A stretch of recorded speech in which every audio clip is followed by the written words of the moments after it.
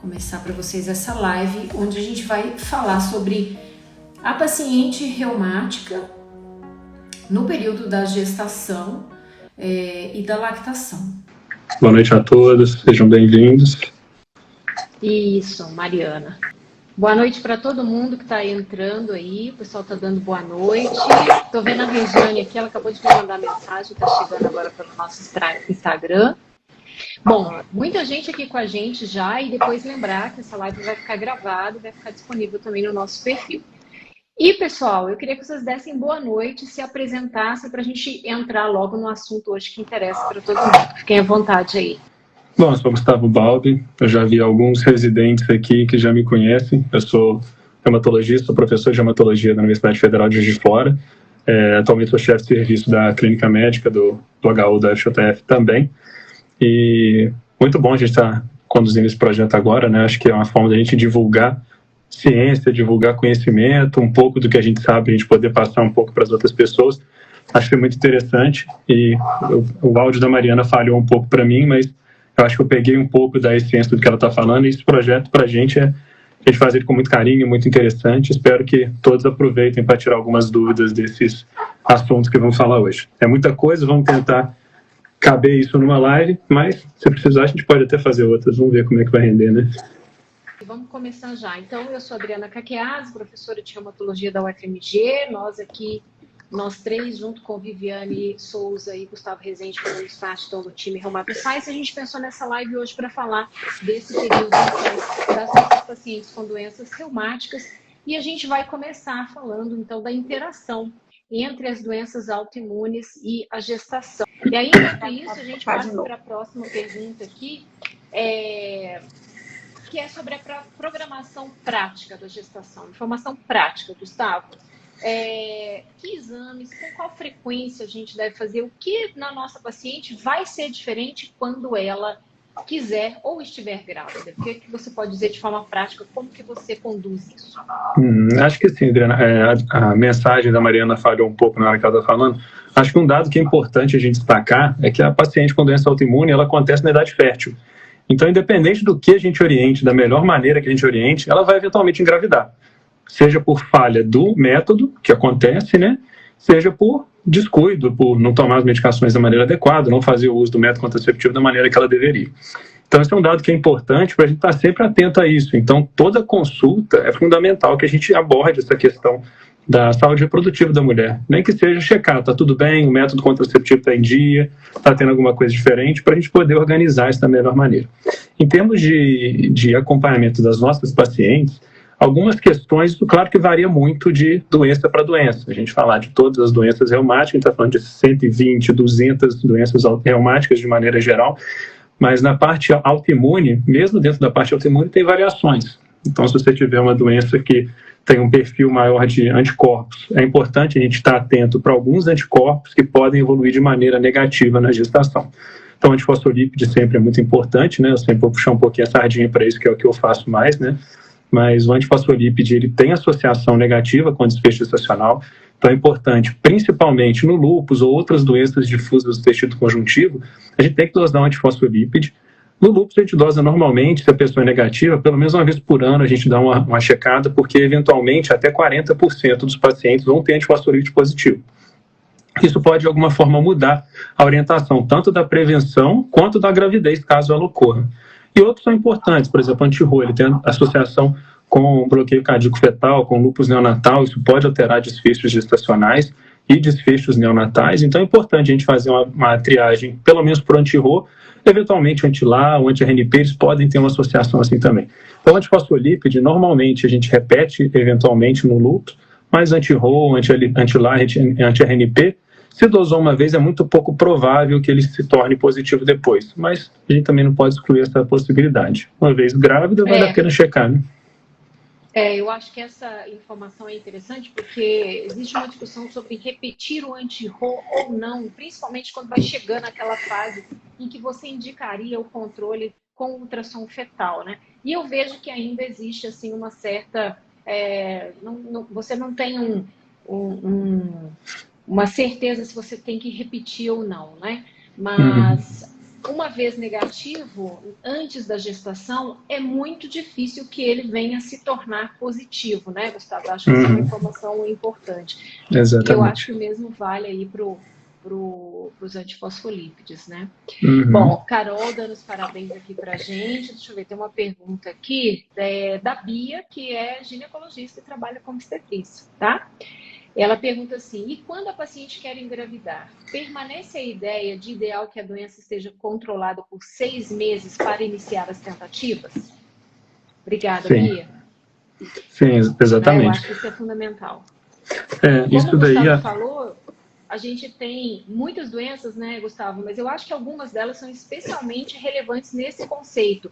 Lúpus, síndrome antifosfolípide, que daí a gente, né, isolada ou associada ao lúpus, e as vasculites, né? Eu acho que essas situações, elas são extremamente relevantes nesse conceito de doença em inatividade. Não que as outras não sejam, né? Mas isso é muito importante.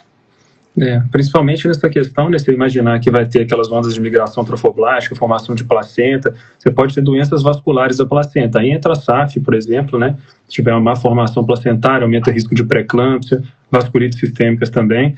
E também tem doenças que têm um potencial patogênico, tanto de morbidade, de letalidade maiores. Então, se eu pegar uma vasculite ou um lúpus em alta atividade, a gente acaba usando corticoide em altas doses, o paciente fica hipertenso, fica diabético, tudo isso vai piorando o desfecho gestacional. Então, se for possível manter a pessoa em remissão da doença, melhor, porque isso vai implicar num menor risco dela evoluir com complicações pela doença, e também isso diminui a dose acumulada de corticoide durante o período gestacional. Então, se você conseguir entrar com a doença bem controlada, muito provavelmente a dose de corticoide vai estar no máximo 5, no máximo 7,5, mas de preferência o paciente já vai estar sem corticoide. Então, esse período de controle é interessante justamente para a gente tentar melhorar os desfechos gestacionais. Isso. E pensando nisso, se a nossa paciente engravidar ou eu quero engravidar, eu vou voltar com a Mariana para a gente falar do uso de imunossupressores durante a gestação. Mariana, o que é que a gente tem de recomendação prática para as nossas pacientes e para os nossos colegas? Isso é muito importante, essa pergunta da Bia. Lógico que o ideal é a gente ter 6 meses de remissão para uma paciente engravidar, mas na prática não é o que acontece. Na prática, muitas pacientes acabam chegando grávida no nosso consultório, algumas vezes até usando medicações proibidas. Então, é muito importante a gente entender o que pode e o que não pode. De uma maneira geral, falando primeiro do lúpus, que é o assunto, só uma coisa, o som melhorou ou ainda não? Melhorou, agora melhorou. Ah, tá jóia. Falando um pouco do lúpus, primeiro uma medicação obrigatória, que a gente, lógico, se a paciente não tiver contraindicação, ela deve manter, é a hidroxicloroquina.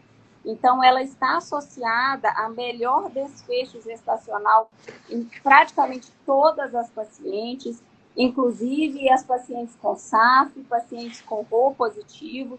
Então, a hidroxicloroquina ela é associada a uma melhora global de desfecho gestacional.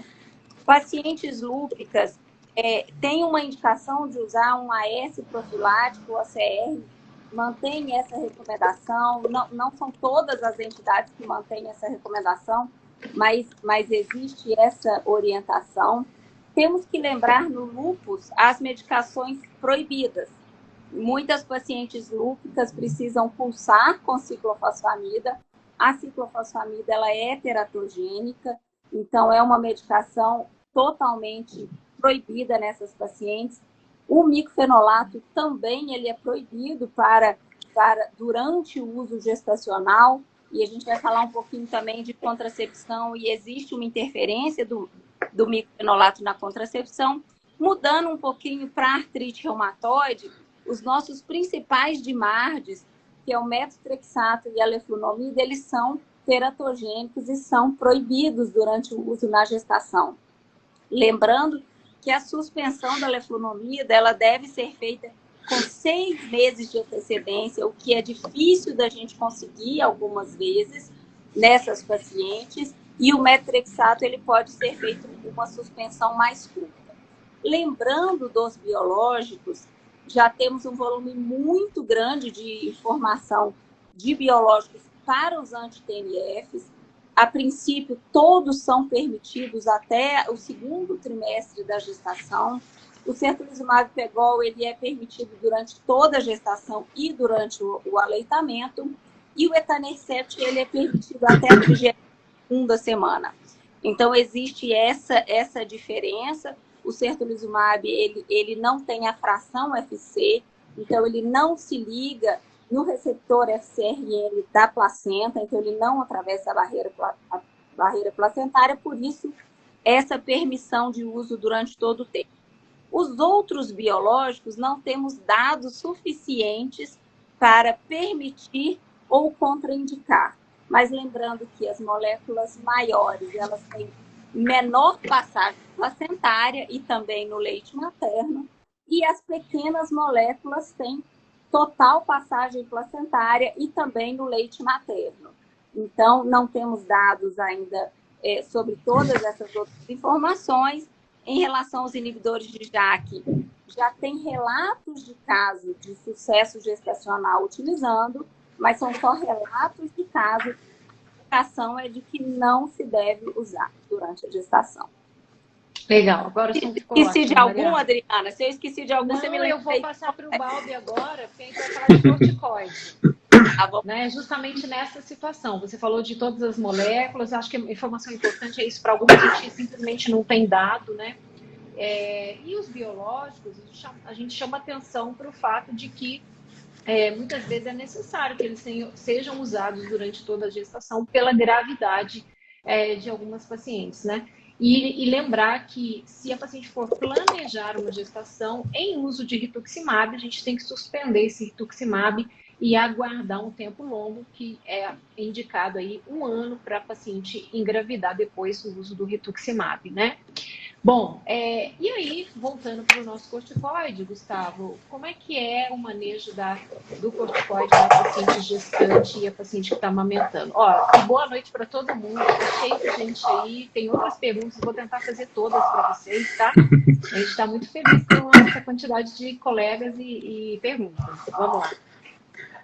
Adriana, acho que um conceito que ele é interessante, na verdade, toda medicação na gestação, ela deve ser evitada se possível. Porque, na verdade, é muito difícil a gente falar que é aprovado. Tirando, assim, ácido fólico, que já tem documentação que reduz defeito de tubo neural, coisas que são muito bem selecionadas, a ideia é, usa se precisar. Por exemplo, se a paciente tiver uma nefrite lúpica, que é atividade grave, ela morre o neném. Então, a gente precisa pesar o risco-benefício da medicação e a gente tem que acabar intervindo em algumas situações. Então, acho que o interessante é ter essa ideia, porque quanto mais a gente for parcimonioso no uso das medicações, provavelmente melhor vai ser os desfechos. Então, corticoterapia, a gente pode manter, não é proibido usar. A gente sabe que até a própria placenta, ela é inativa boa parte dos corticoides, então a gente acaba usando a dex, a betametasona, que são explorados de alta potência, porque ela tem uma passagem placentária melhor, mas a prednisona em si, ela acaba sendo inativada no meio do caminho, então não vai fazer um grande efeito maléfico para o feto. Mas é aquela história, né? Tem a interação entre o feto e a mãe. Então acaba que a placentação pode ser atrapalhada, você pode causar vasculopatias na placenta. Então, se a gente puder usar a menor dose possível de corticoide, é o mais recomendado. Doses acima de 20 podem ser mais problemáticas, apesar de não ter um efeito fetal muito grande, tanto quanto a dexametasona, a betametasona, que a gente acaba usando pouco, né, para fazer o tratamento de indução e de manutenção dos nossos pacientes, normalmente, reumatológicos. Mas a ideia, eu acho que é usar o mínimo possível para manter a doença controlada. Aqui é sempre uma balança que é muito difícil. Você tem uma balança da atividade, doença, medicação, e que você vai ter que ajustar isso para manter a doença inativa, porque doença inativa significa melhores desfechos. Isso para a imensa maioria das doenças autoimunes e imunomediadas. Então, acho que se tiver que usar corticoide, usa, dá preferência, por exemplo, prednisona, prednisolona, que elas vão ser inativadas na placenta, evita a betametasona e dexametasona pela maior passagem placentária para o feto, e tenta usar o mínimo possível. Se der para usar doses baixas ou até suspender, aí é o ideal, né? Acho que é o melhor cenário possível. Ok, muito bom. Eu estou reparando que tem muita pergunta sobre contracepção, tá? Então eu vou voltar aqui da gestação para a contracepção. E tem algumas perguntas interessantes aqui. Uma delas é sobre interação medicamentosa entre imunossupressores e anticoncepcionais, ou seja, a nossa paciente está imunossuprimida, a gente precisa garantir um método contraceptivo e ela toma direitinho o contraceptivo, mas que medicamentos poderiam influenciar o efeito, a eficácia dos contraceptivos? Quem quer responder? Eu vou responder essa, Adriana, porque as próximas aqui são de SAF. Aí eu vou deixar para o Balbi responder. Tem um monte de SAF aqui. Bom, de fato, tem uma coisa interessante que é o poder contraceptivo de cada método. Então, o DIU, ele tem uma falha de contracepção ao ano menor de 1%. A camisinha tem uma falha de 18% ao ano. A tabelinha, eu até fiz uma cola aqui, 24% ao ano. Espermicida, 28% ao ano. Então, primeira coisa que a gente tem que entender é que o método contraceptivo ele tem que ser eficaz, né, para as nossas pacientes. Então, os melhores realmente são os implantes e os DIU. E aqui o Balbi vai responder em relação ao DIU hormonal, se pode ou não pode, ele já vem com essa resposta.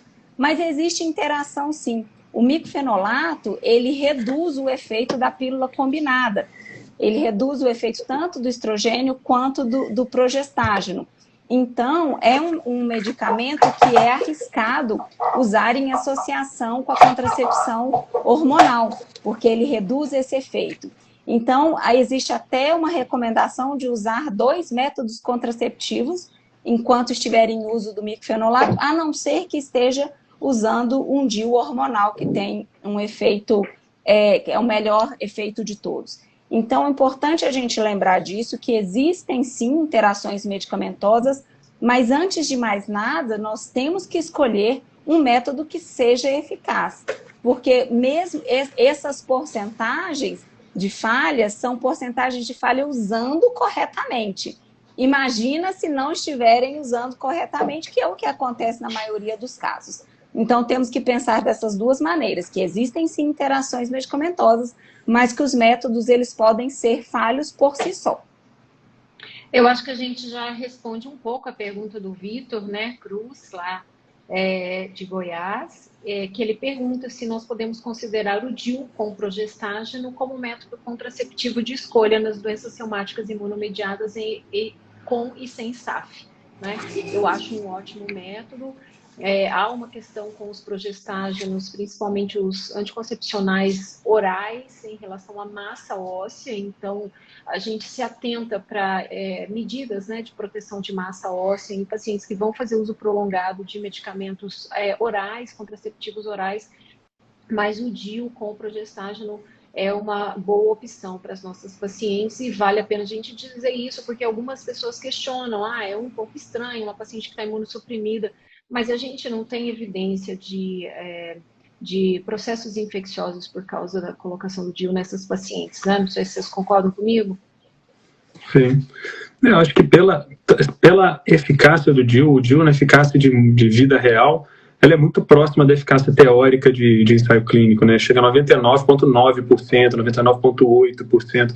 E como a gente lida com doenças que precisam estar bem controladas para fazer uma gestação adequada e como a gente lida com várias medicações teratogênicas, ela é uma excelente opção. E ele é um método de baixa manutenção. Colocou uma vez, ele fica lá por anos.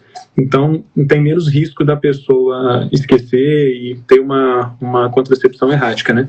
Essa questão que a Adriana falou é importante, né? Até falando a questão da SAF, que foi levantada aí, o progestágeno oral e parenteral, né? Ele pode reduzir a massa óssea, assim como os anticoagulantes parenterais também podem, né? Então, o paciente com SAF que faz Clexane e ainda usa progestágeno, ele tem um risco maior ainda de evoluir com baixa massa óssea, né? Então, é uma coisa que a gente tem que tomar bastante cuidado.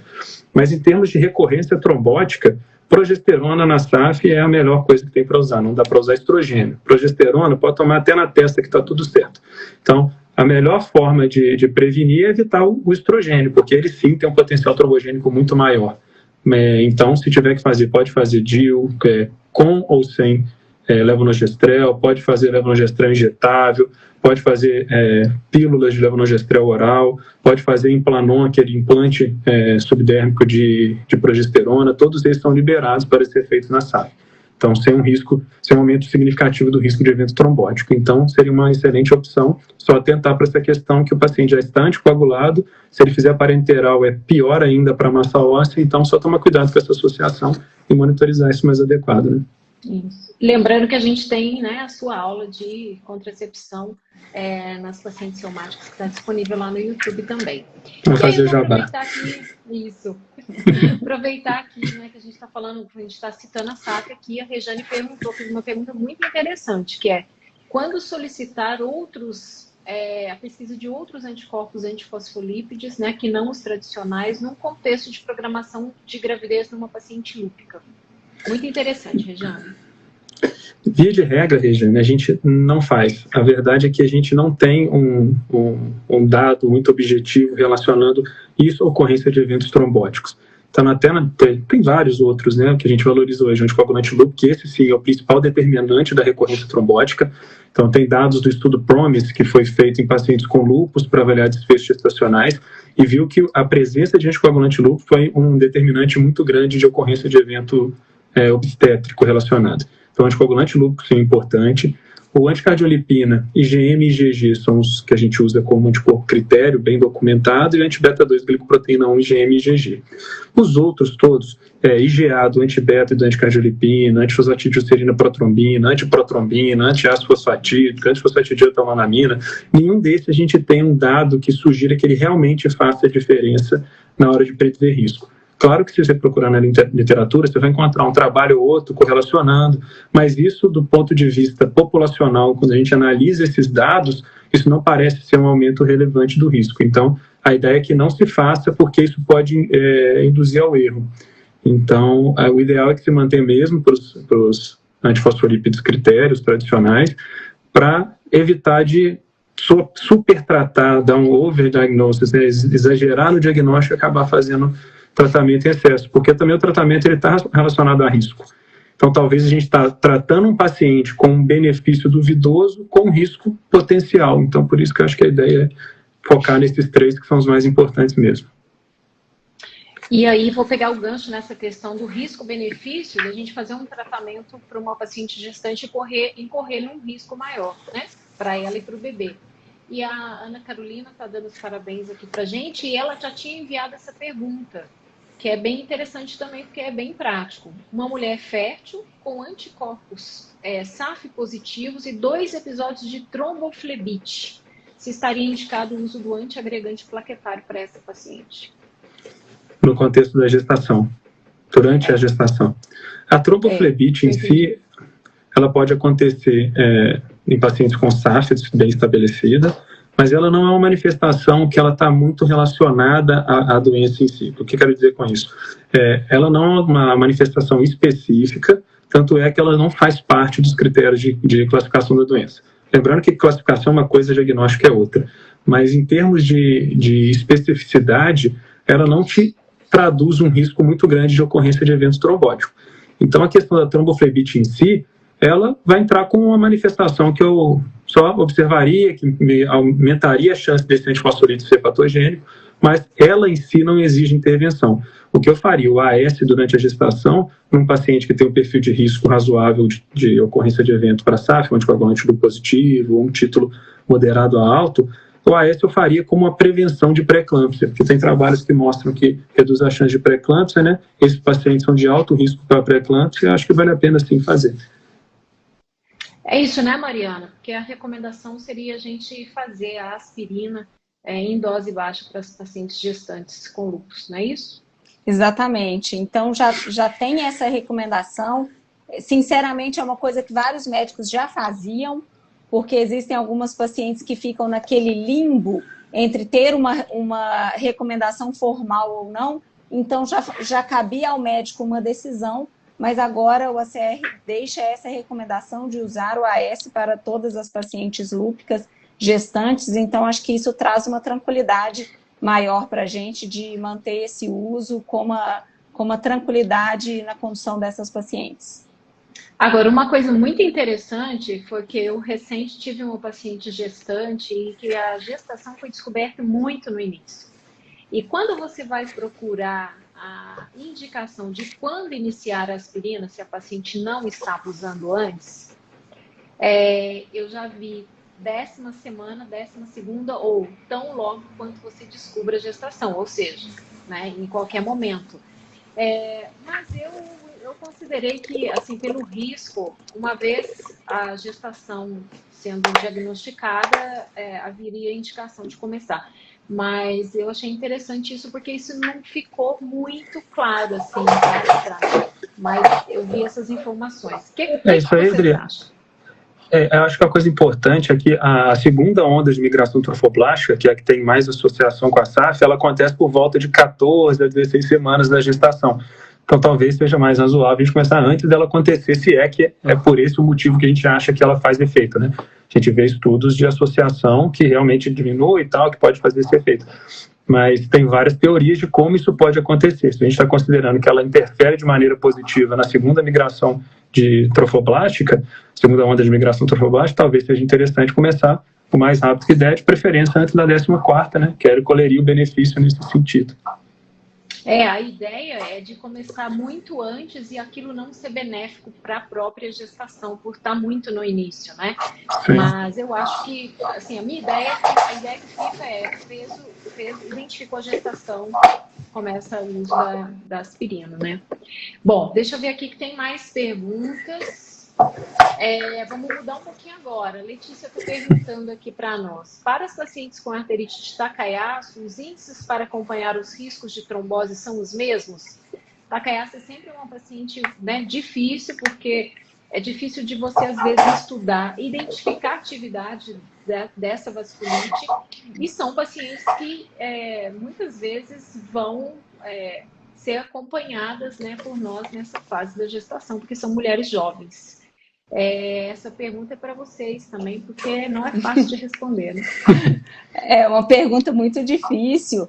Pelo baixo número de pacientes com Takayasu, não existem muitos estudos que vão identificar alguns fatores de maior propensão, menor propensão. Não existem anticorpos específicos que possamos dosar para dizer essa tem um risco maior em relação a Takayasu do que outra.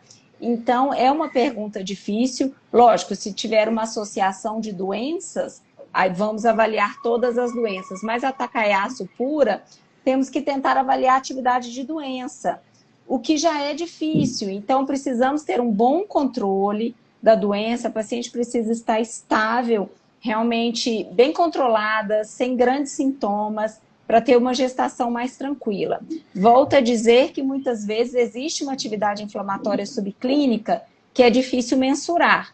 Então, às vezes isso pode passar sem ter esse conhecimento absoluto sobre a atividade de doença de uma paciente específica. Mas o mais importante é a paciente estar controlada e ter condições clínicas. Se for uma paciente com uma doença muito avançada, às vezes não seja o ideal uma gestação naquele momento, mas um paciente com uma doença estável pode ser um momento ideal para tentar uma gestação, sim. Eu acho que com relação à pergunta da trombose em si, na verdade o evento trombótico na Takayasu é um pouco diferente da SAF, por exemplo, que a SAF é a trombofilia.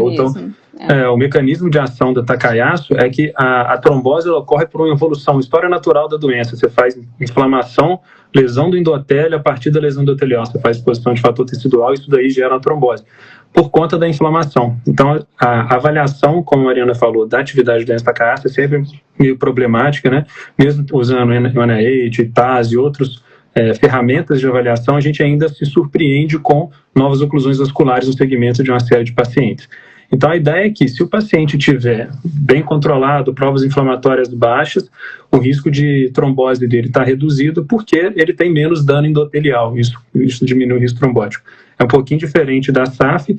E uma coisa que eu acho que vale a pena disso, a questão de trombose na gestação, é lembrar que o puerpério é um período que aumenta esse risco para todos, né?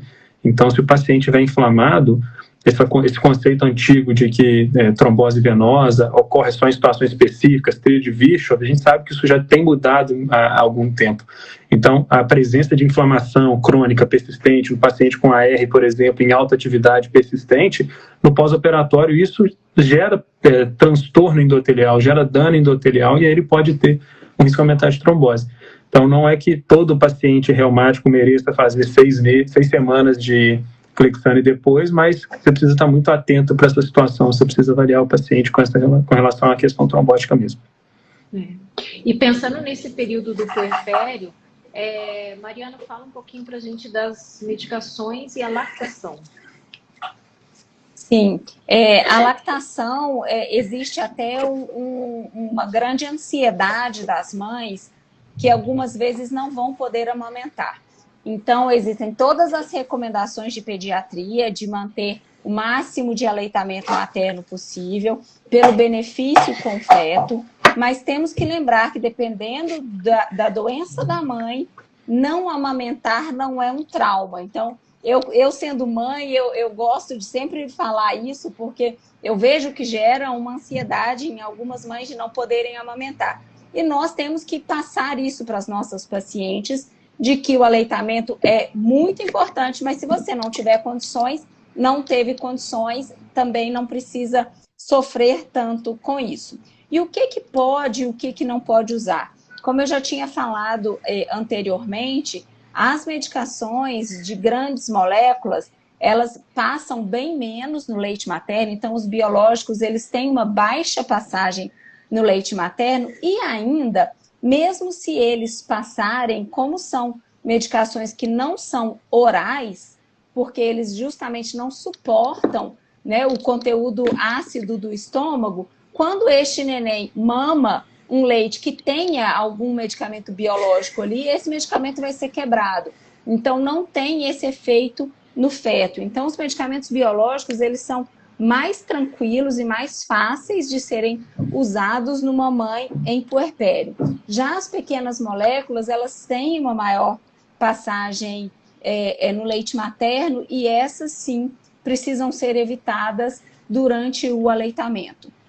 Existe um outro ponto importante, que o neném que está imunossuprimido por causa de uma medicação materna, e aqui eu entro também nos biológicos que não seria o certolizumab pegol, que não passa, mas a recomendação formal, ele entra, tá? Então é importante a gente lembrar que na recomendação o certolizumab pegol, ele está junto com todos os outros biológicos.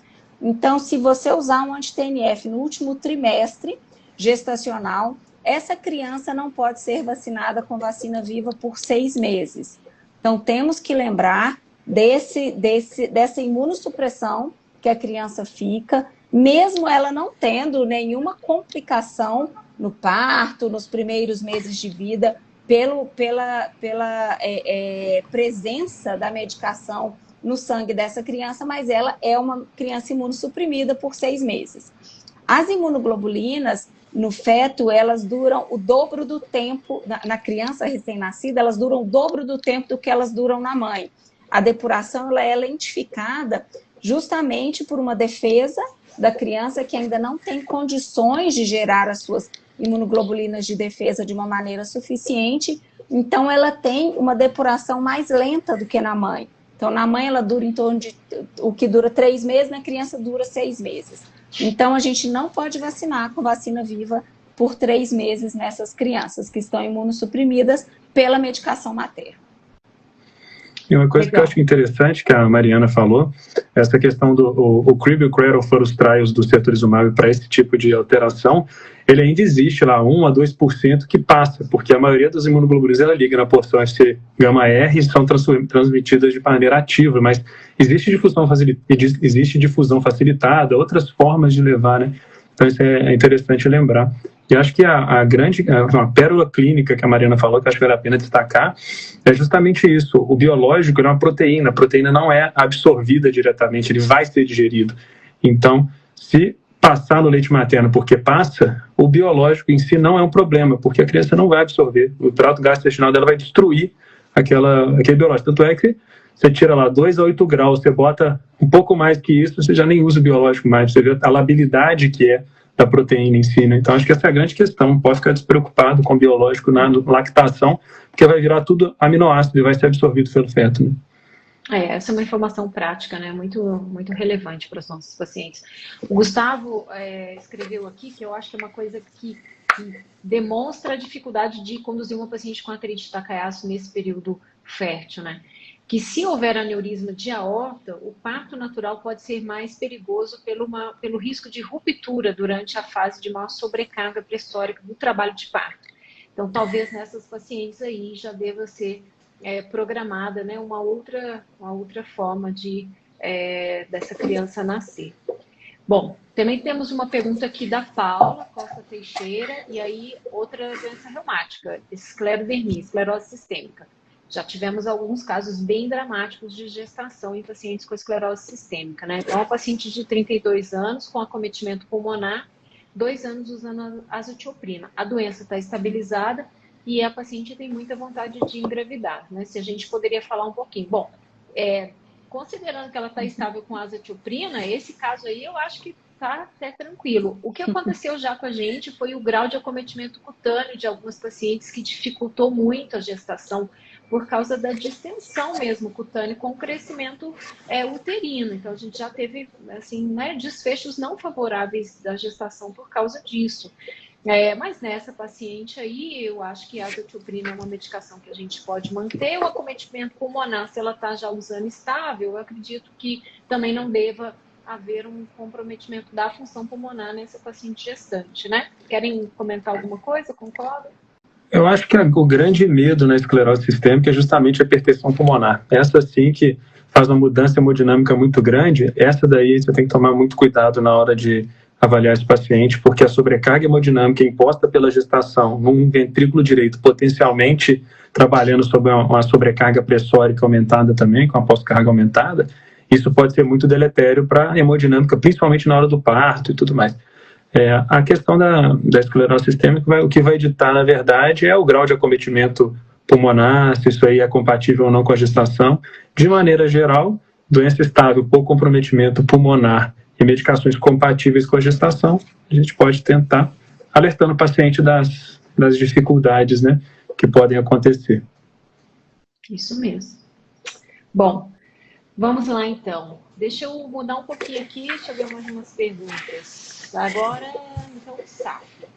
Doença hipertensiva específica da gravidez e SAF, Gustavo. A gente sabe que, né, tá lá, morbidade gestacional.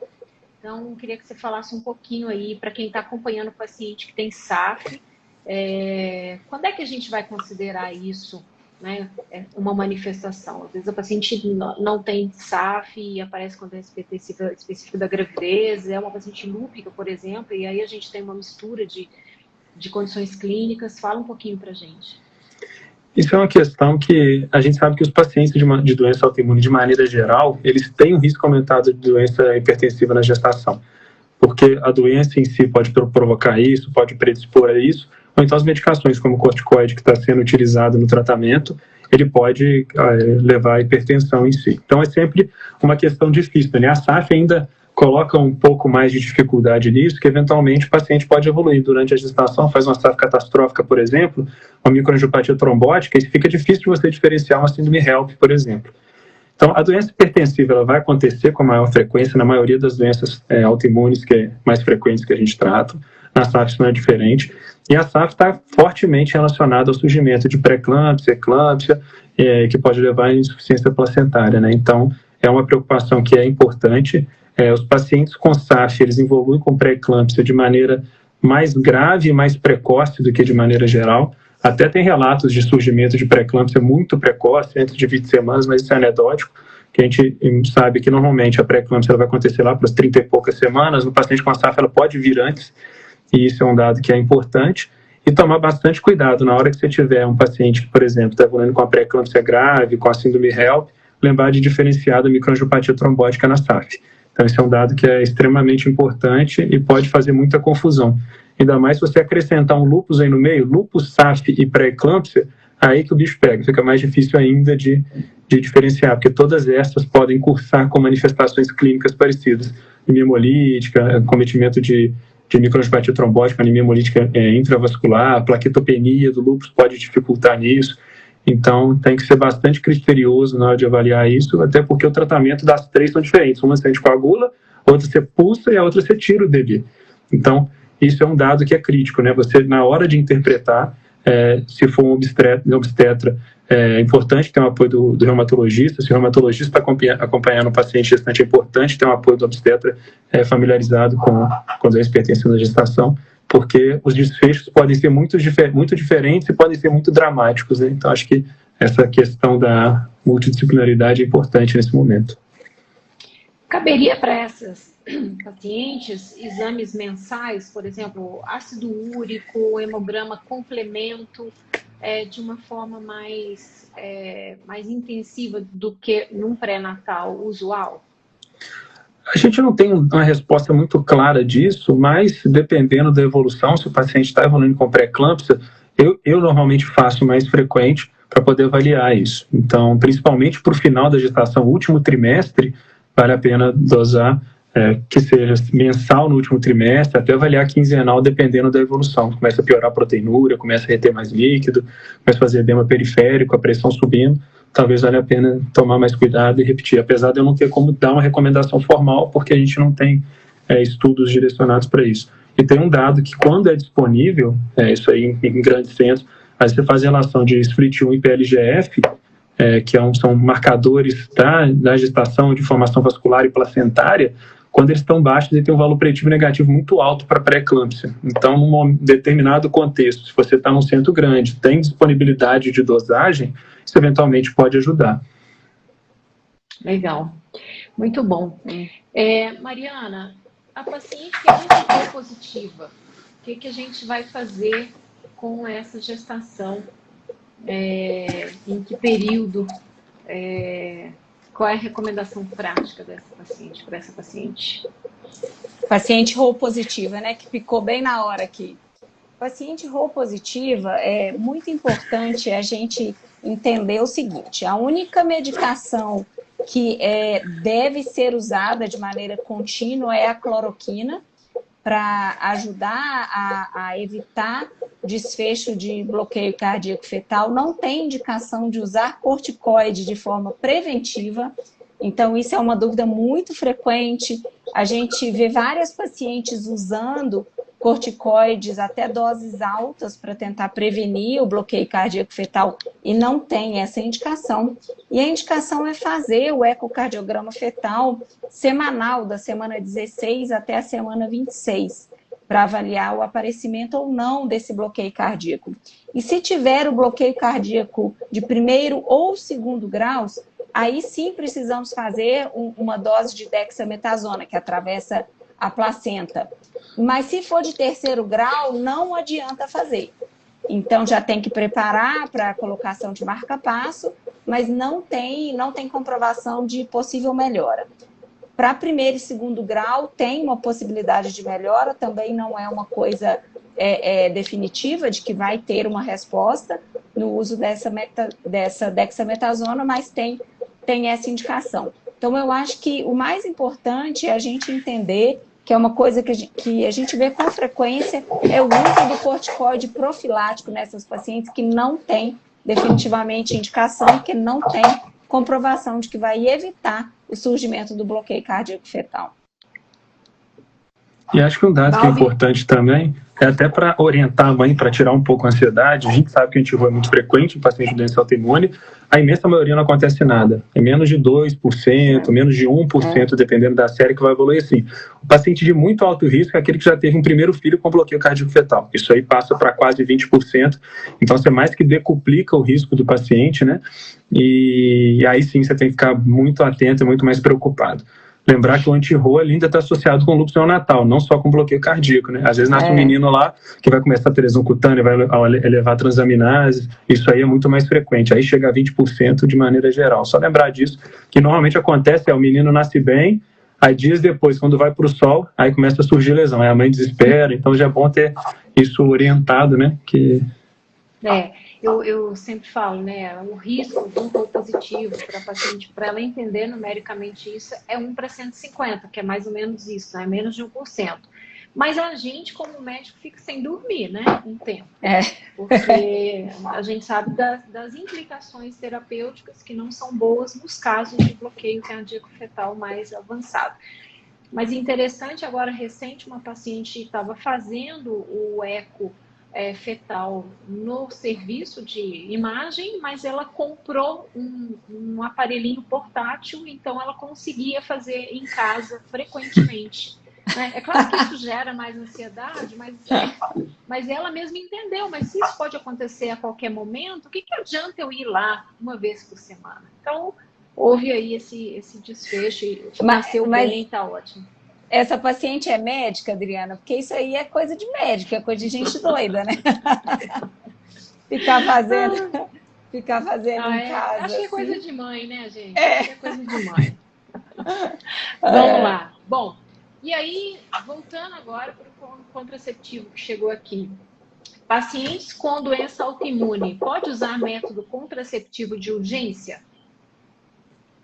Pode. Então, assim, a grande questão é sempre o risco e o benefício da intervenção. Um paciente, por exemplo, com nefrite lúpica em atividade, se ela engravidar, a chance de evoluir mal na gestação é muito grande e a chance do lúpus piorar é muito grande.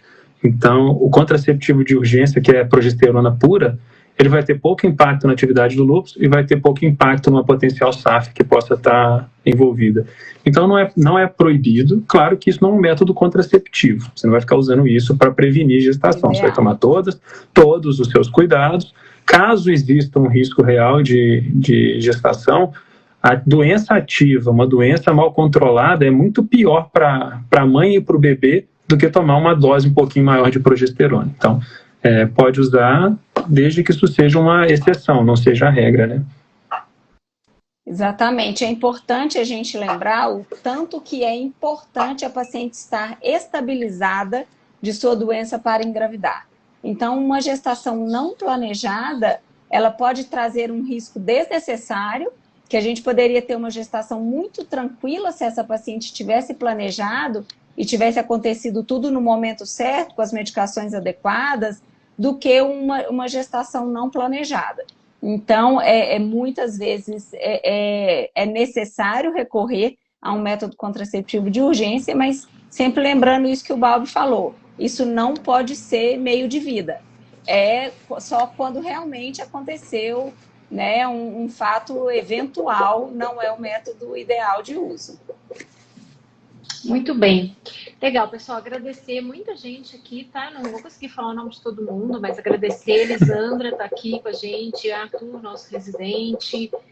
Tem muita gente aqui, a gente fica muito feliz de vocês estarem aqui, né, vendo a gente. Viu o Edgar mais cedo, Camila está aqui. Então, assim, a gente está bem feliz. Se vocês tiverem outras perguntas, podem mandar. A gente está chegando ao finalzinho, queria saber se vocês têm mensagens finais para todos que estão aqui com a gente.